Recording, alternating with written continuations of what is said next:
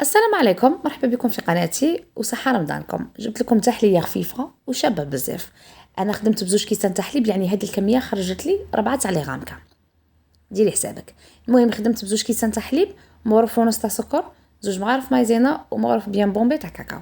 خلطت كل شيء مع بعض وروحت حطيته على نار قليلة وقعدي تخلطي اون ميم طون. يعني مشي تحطيه فوق النار وتروحي، لا لازم لك تخلطي باسكو ديك لا مازينه قاعد تكلز لك. خلطيها حتى تحصلي على هذا القوام.